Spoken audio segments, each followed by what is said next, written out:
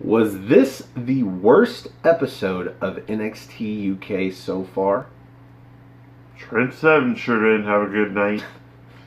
Gentlemen, Nope. raise your... No toast for you. NXT UK episode number 53. No toast for you. Support! No DQ! This is the dawning of the age of Imperium. The age of Imperium.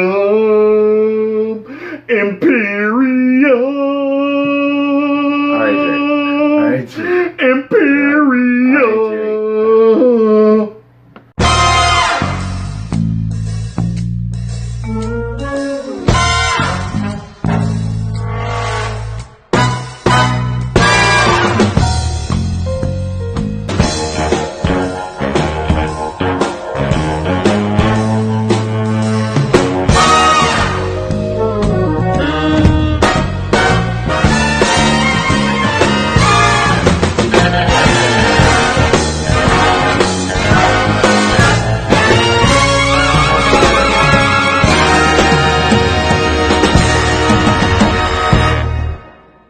Welcome everybody to the NXT party for episode number 53 of NXT UK. I'm your host, the Rated R reviewer, Stephen Osborne, joined as always by the General Jerry Slaughter. Good morning, wrestling fans. And tonight our special guest, the Holiday, Christopher Mace. How are you doing, Chris?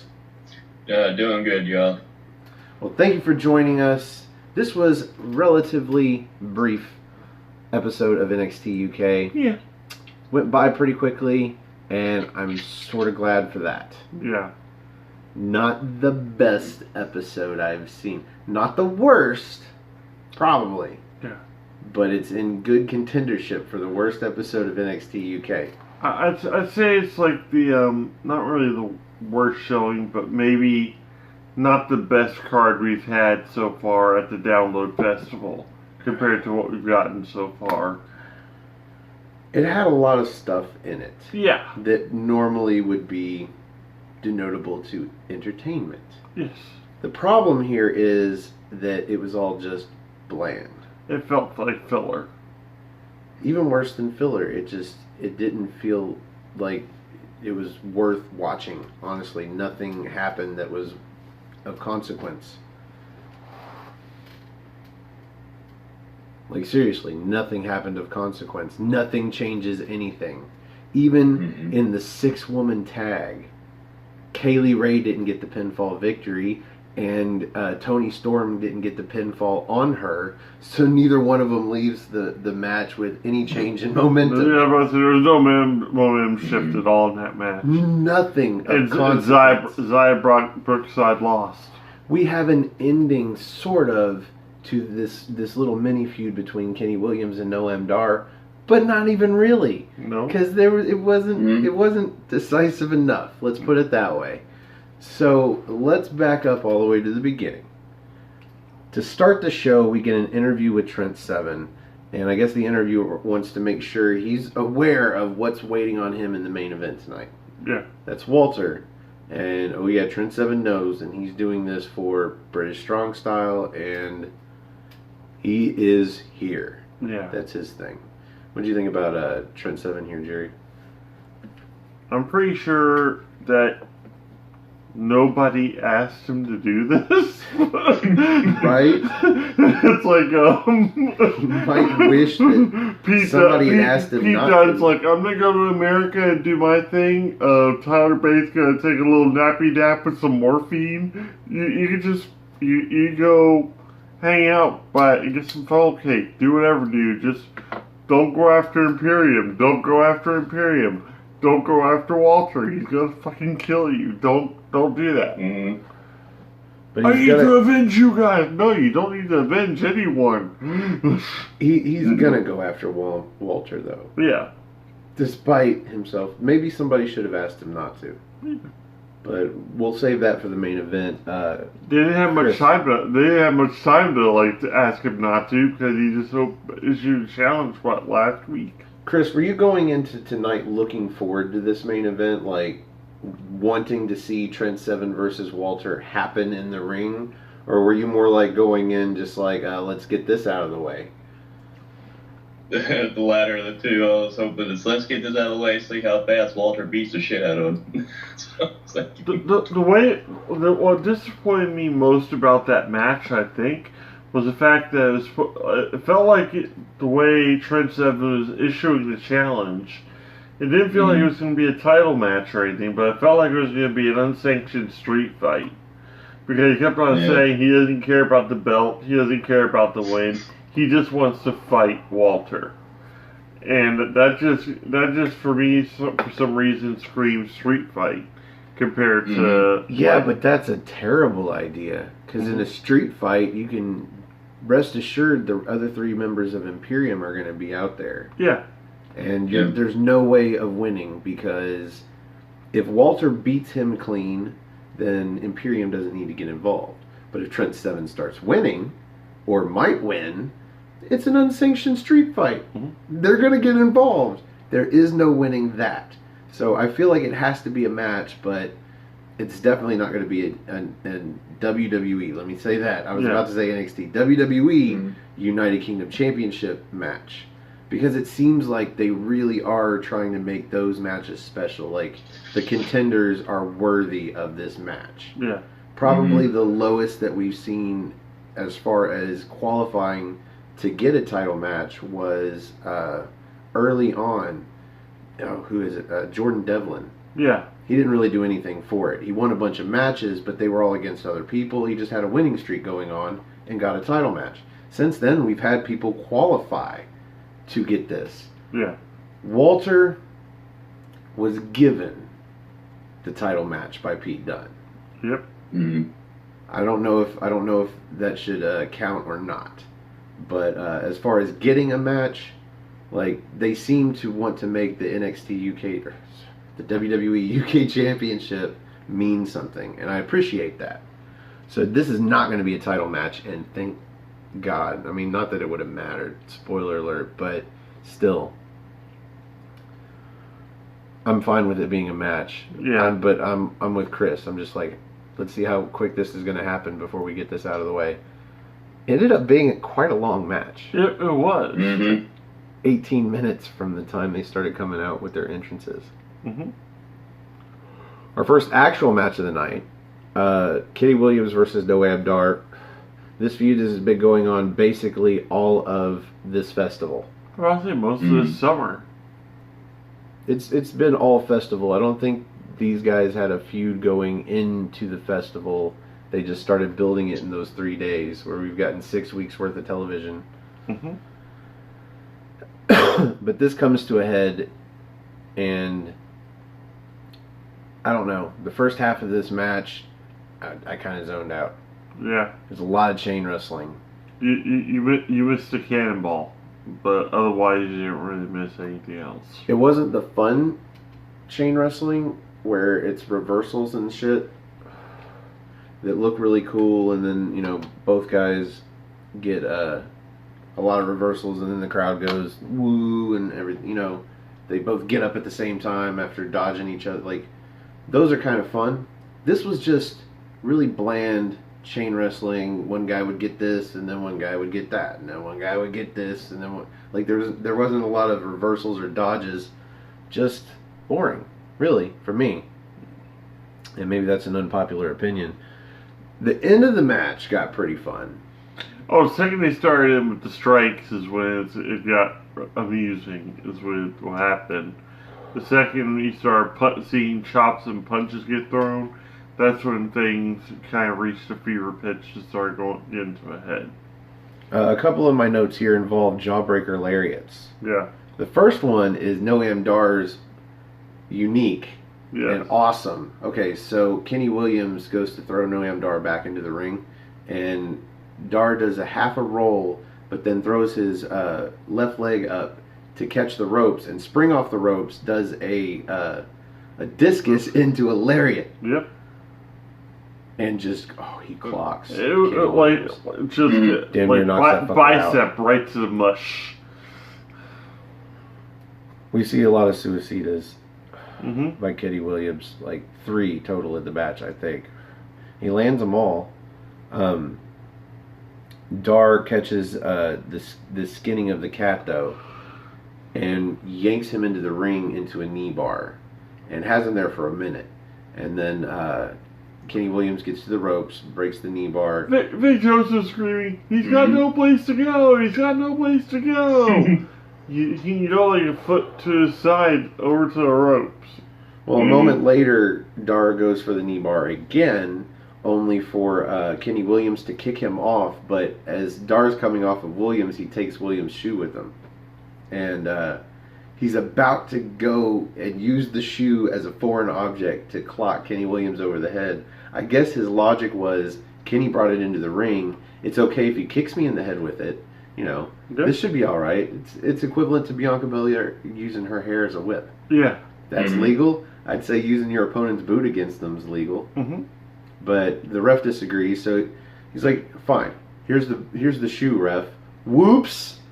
Throws it over to the ropes, and while the ref is distracted, going and getting the shoe and gingerly giving it to somebody, he just walks over to Kenny Williams, who's very facing away, casually. and just kicks him right in the dick from behind. The kick that you don't see coming, and then hits that what's he call it? That Nova Roller. That Nova Roller kick to the face. Rolls him up for a 1, 2, 3. I think when Kenny Williams fell out of the Nova Roller, he conveniently rolled himself up. He stacked himself up, and Dar just kind of fell on him. 1, 2, 3. Noam Dar with the victory. Chris, what do you think about the opening match? I like chain wrestling when it's entertaining and it builds a story. Their chain wrestling, I didn't like it. I like the ending of the match. It was a clever finish, actually, where he has the shoe and it's like, oh, here we go. Whoop, there's the shoe. Oh, dick kick. There you go. You're done. It was just clever.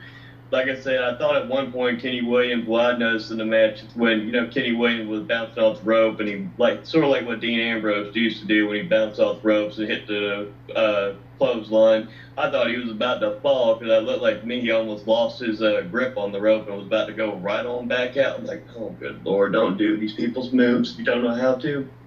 Yeah.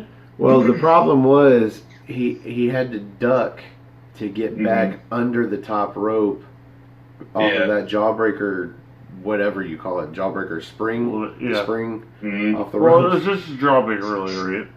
Dean Ambrose does it so well that you don't really notice him having to duck because these guys are big. Duck to get under the ropes. With Noam Dar, he was like, "Whoa!" Like I almost took my own head off. Yeah. But I see what you're saying. Yeah, don't do the move if it's going to look like that, because it wasn't the most fluid looking one. Or no, it was Kenny Williams that did that one. Kenny Williams did that one. Yeah. Oops, my bad. So maybe. I was about to say Kenny Williams. I think is only like maybe 5'8", 5'9", if that. So why the hell did he have to duck? Well, he had to like he probably even duck. He just slid too far down. Dean Ambrose, I think, is about 6'1", 6'2". So he's got a little more wiggle room when it comes to him falling backwards and hitting the ropes. And if you say so. So this, has a pinfall to end the match, and Noam Dar gets the win, but it's off of a kick to the balls, man. Like this doesn't finish anything. Balls, dude. It's a taint. So we had a victory, an in-match victory that doesn't mean a damn thing. Yeah. And that's the first of many things on this show that are of no consequence at all. So after this, we get an interview in the Performance Center, I guess, with James Drake and Zach Gibson. So Radzi runs up to them as they're getting done with, I think squats. Drake is getting done doing some squats. Yep. And talk about of no consequence. We get a little bit of character here from Zach Gibson being pissed off that Radzi's interrupting their workout. But all of the words that came out of his mouth after that are the same shtick that we've seen every time he's come out to the ring or to the stage or being interviewed backstage. We're locker room generals. We're soon to be considered the most prestigious tag champions in all of wrestling. And he tells him to pretty much get out. And The only thing really special about this is the fact that even James Drake barks at him, "Get out," twice. Well, he tells Radzi to go find them some contenders because I can't remember what he calls Sid Scala. Sid something. It's Kaylee. Something like that. Yeah. Mhm. He actually shows some respect and calls Johnny Saint the appropriate name. But he says since they can't seem to find them contenders, he tells Radzi to go find them some contenders. Which is weird, because normally they're kind of the cowardly heels. Yeah. But I guess when you're certain that there are no other contenders, sure, why not? Because there really aren't. It doesn't seem like there's a tag team that has gotten enough momentum. The ones that seem like they should be in contention, like Mark Coffey and Wolfgang, for example, just they don't have any momentum towards it. Mm-hmm. Last team that sucked up all the momentum was Mustache Mountain, and they fucked them over by having Imperium come out and interfere in the match. Didn't even get a clean. All kinds of things pissing me off tonight. I think it'll end up. Who do you think it's going to end up being? Because I'm pretty sure it's going to be Eichner and Bartel's going to be there I next. really, really hope so. But it's heel versus heel. How do you get around that? Those people will just choose the lesser of two evils and just go with it. There you go. So after this, we get a recap of Kaylee Ray. Both several weeks ago in the 10-woman over-the-top battle royal for the #1 contendership, and then last week when she actually announced when she's going to have that match. I keep wanting to say cash in, but I mean that seems appropriate, but let's leave that for the Money in the Bank. It made it sound like it was be like a Money in the Bank type situation, but then we ended up getting just it got turned into that #1 contendership instead. This is leading into our next match. We've got Jinny, Jazzy Gabbert, and Kaylee Ray versus Zaya Brookside, Piper Niven, and Tony Storm. And they're billing this as the first ever 6-woman tag match in NXT UK. And sure it is. It is a new brand. They're not even a year old yet. There are going to be a lot of firsts. I don't think this is the kind of match you make a big deal about, but whatever. Whatever. A lot of nothing happens in this match. Yeah. Nothing very fun. Certainly nothing worth writing a note about. I've got the end of the match, and that's it. The only thing that really comes out of this match is Zaya Brookside will always lose. Basically, I was thinking at the beginning of the match, so I was like, okay, this is Zaya Brookside saying get pinned. It's like, no, surprise me a little bit. Show somebody else get pinned. Maybe Piper Niven gets pinned by Jazzy, or, At the very least, Kaylee Ray gets the pinfall on her. Because she's the one heading in to it's not the main event, but the women's championship match at TakeOver Cardiff. Yeah.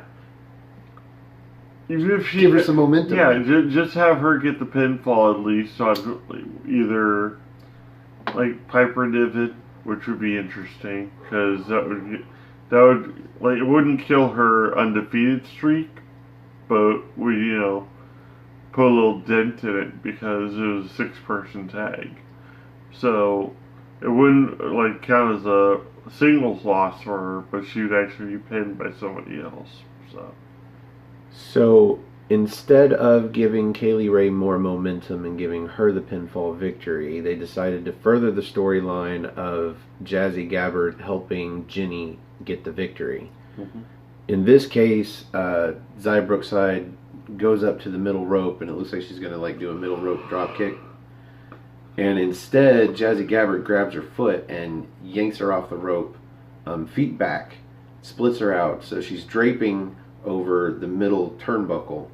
And Jinny comes over and does that fucking X Factor face plant. Yep.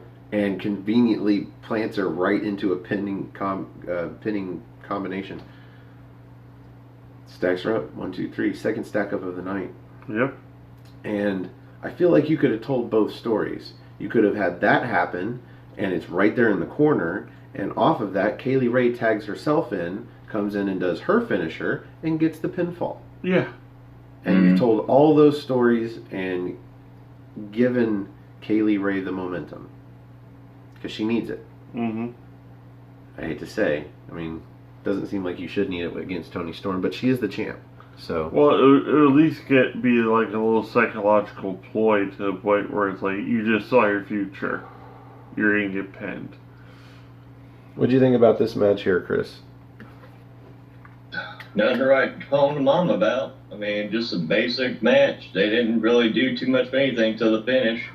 Like I said, everybody knows my opinion on Toni Storm, so I won't get back into that shit again. But just wasn't good. Like, we got Xia Brookside, who, when I looked up some stuff, so I was reading some stuff last night, who was pretty successful before she went to NXT UK brand, winning championships, even beating people like Kaylee Ray and Toni Storm, stuff like that, to win these titles.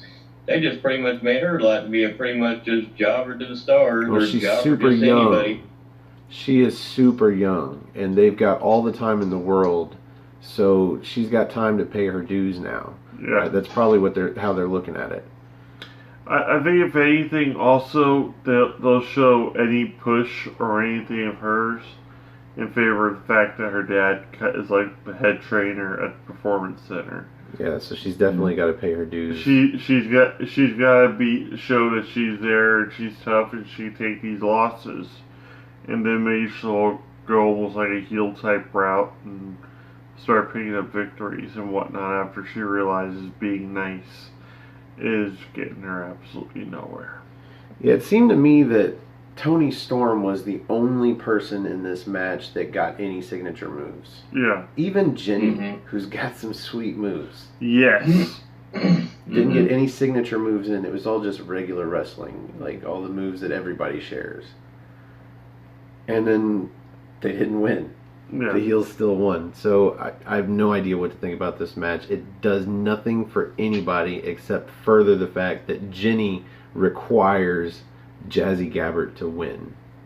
Which doesn't really, to me, do anything good for her. But I guess it gives a new dimension to her character, and maybe now she can go for the title again and maybe win it.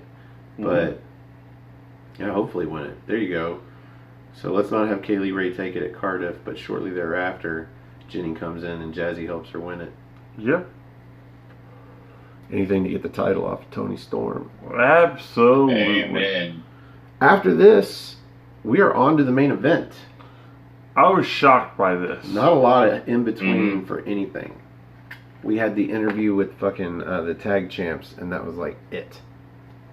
As far as, well, the interview with Trent Seven at the beginning of the show. Yeah. But that was even before the title card. So Trent Seven versus Walter. Walter comes out alone, and like, he's fucking Walter. And okay, I'm not going to say that it's obvious that Walter is going to beat Trent Seven, wink wink, but Walter beat Pete Dunne. And if you put Pete Dunne and Trent Seven in the ring, who's going to win? Pete Dunne every time. Oh, okay. Yeah, Pete Dunne every time. So, of course, Walter is going to beat Trent Seven. Question is, how long is it going to take? Took a while. Took a fucking while. It took about 18 minutes.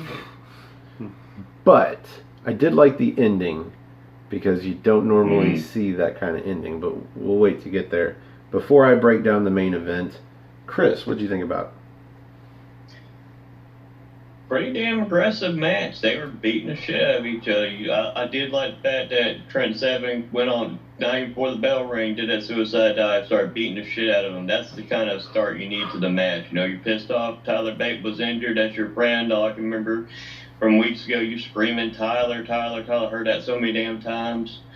Like I said, man, it's good to start off the match. Piss and vinegar, and I'm pissed off. You hurt my friend, so I'm coming to beat the shit out of you. He wasn't worried about that damn title, even though he wasn't going to win it. Wink, wink. But I liked the beginning of the match. I liked how they were being dominant and everything, and they, like I said, they were going back and forth. I think the one takeaway I had is Trent Seven got a lot more chops in Walter. I was expecting Walter just to be just a lot more dominant. It seemed like they were doing more back evenly until the ending of the match. Then it seemed like it was more even 50-50 with them beating the shit out of each other instead of Walter just being, after that quick fury, just starting to beat the fuck out of him, because I figured this would have been a hell of a lot shorter of a match than what it was, but 18 minutes was a long match.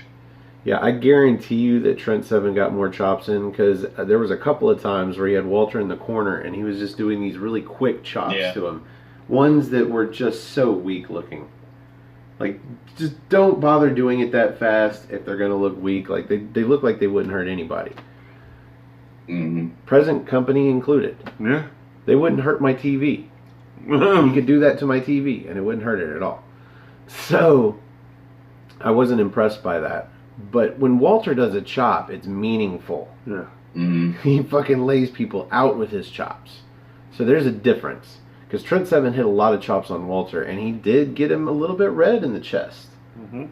But they really didn't do more than just make Walter turn around and look shocked. I was about to say, there are more mosquito bites than anything else.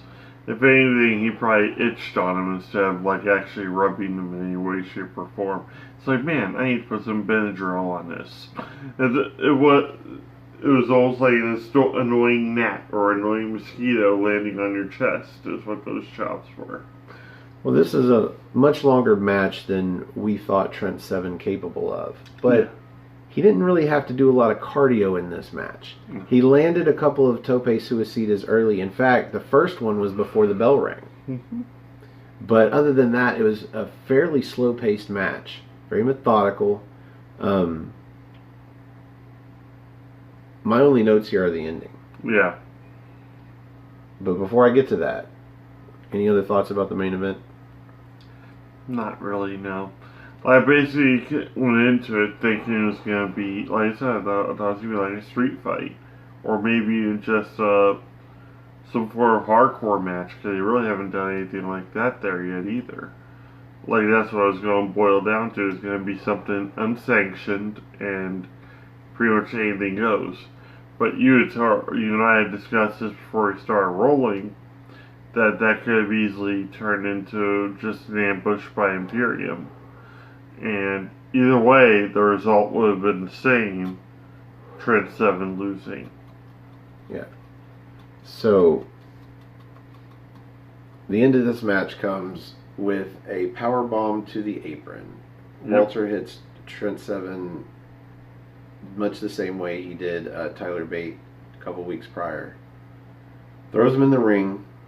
Doesn't go for a pinfall. In fact, goes for power bomb number one. Number one. Yep. And then power bomb number one, number two. And then power bomb number one, number three. No, I think after two, Imperium comes out. Yeah. Mm-hmm. And then three. Now they come out, they face the ring, and then they turn around, and he lands like two more power bombs in the ring. Still doesn't go for a pin. I think we get, including that ring apron, we get 6 power bombs total. And then finally the ref calls for the bell. Yep. It stops the match. I think this is technically a TKO, but they said the victory was by referee stoppage. Yep. Which is a terrible way to, just TKO, man. Technical knockout. He was getting powerbombed over and over. There was nothing he could do. And Jerry asked me, well, wouldn't he be disqualified? And I'm like, what do you mean, Walter? No. Use the mat as a forward option. It's the ref's job to protect the wrestlers from themselves. Yeah. Mm-hmm. It is not Walter's job to stop kicking Trent Seven's ass. His job is to kick Trent Seven's ass until he can get a pinfall. And if he chooses to kick his ass past the time when he could get a pinfall, then it's the ref's job to stop the match. Mm-hmm. Period. Mm-hmm.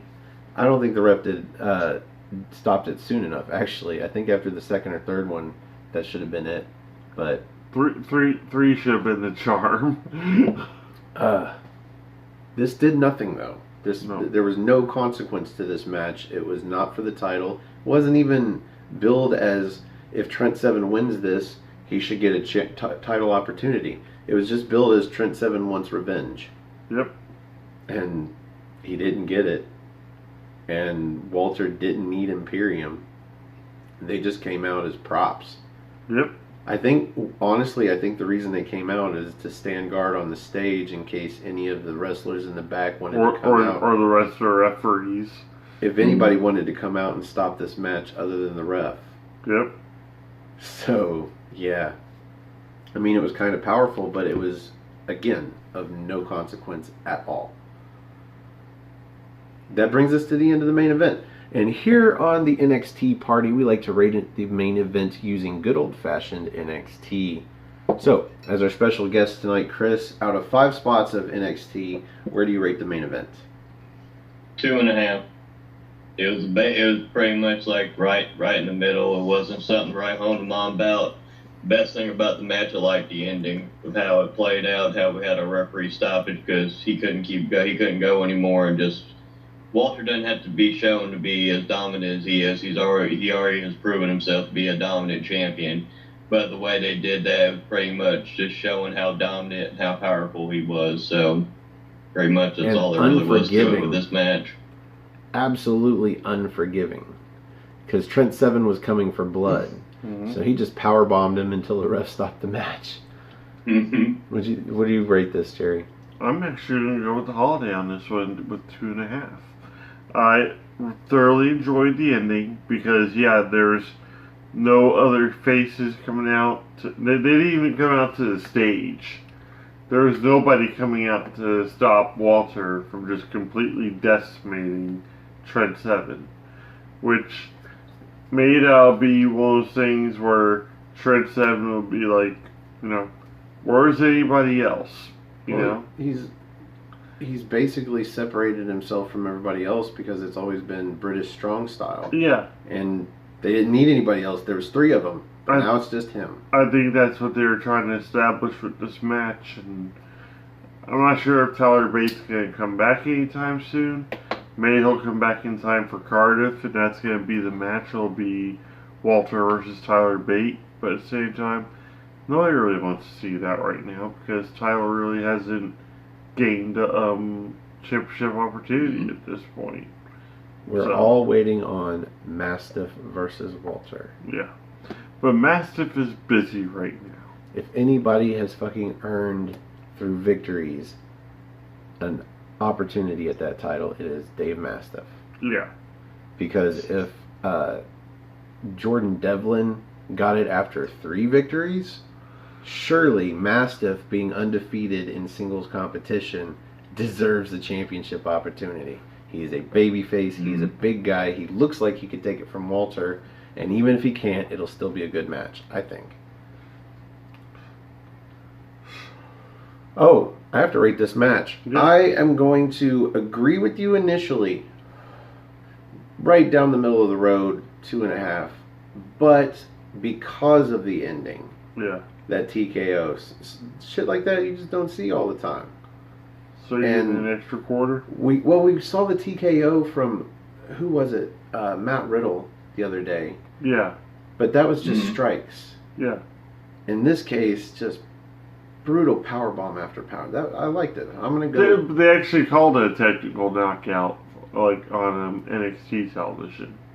I'm gonna go with the 2 3/4 spots of tea. Yeah. I'll bump it a quarter just for that ending. That sounds fair enough. All right. Well, that brings us to the end of this episode of the NXT party. Thank you for joining us, Chris.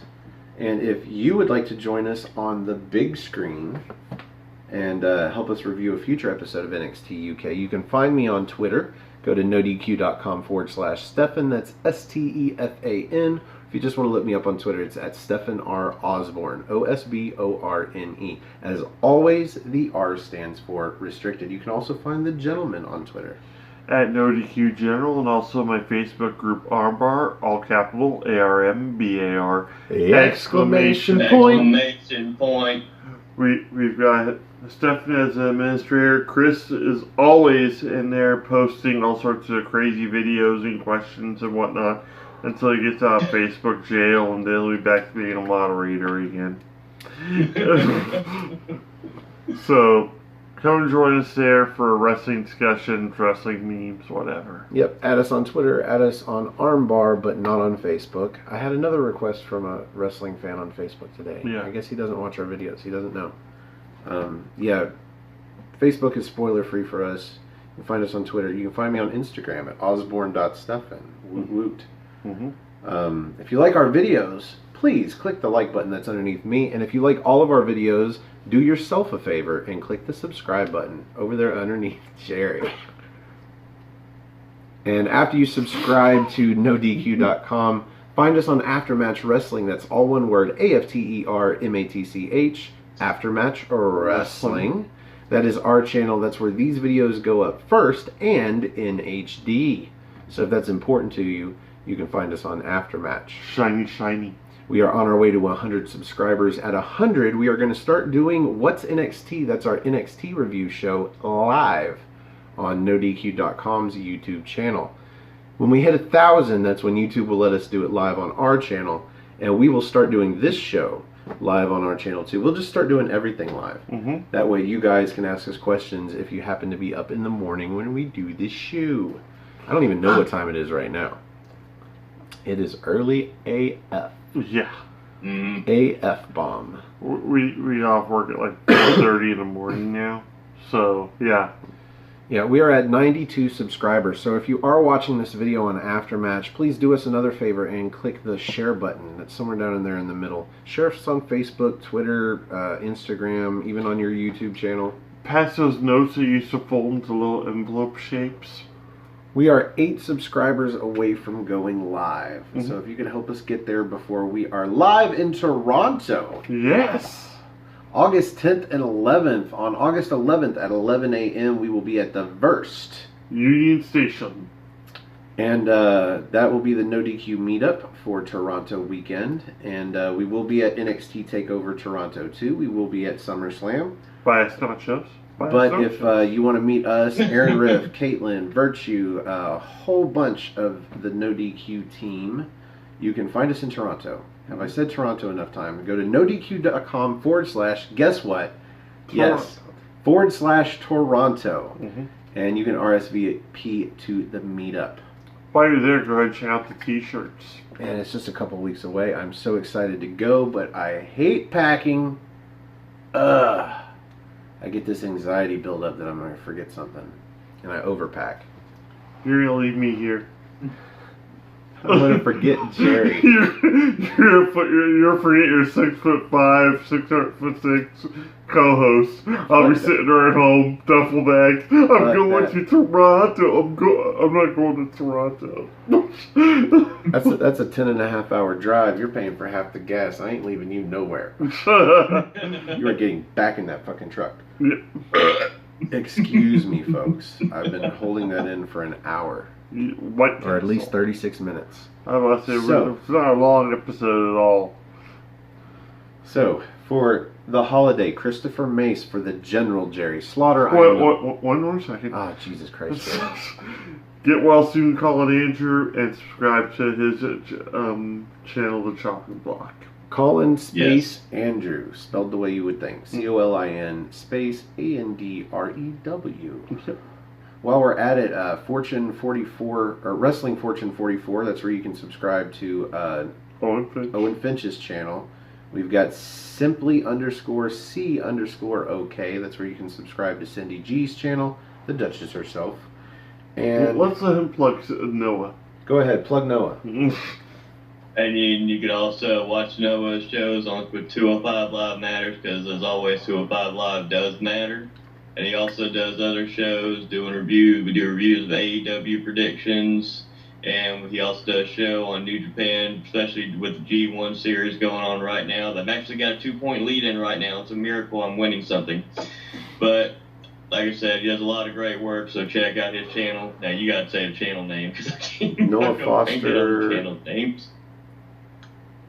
Something number. It's a double-digit number. 92, I think. Yeah. Noah Foster 92, something like that. I'm probably wrong, but we tried Noah, I swear.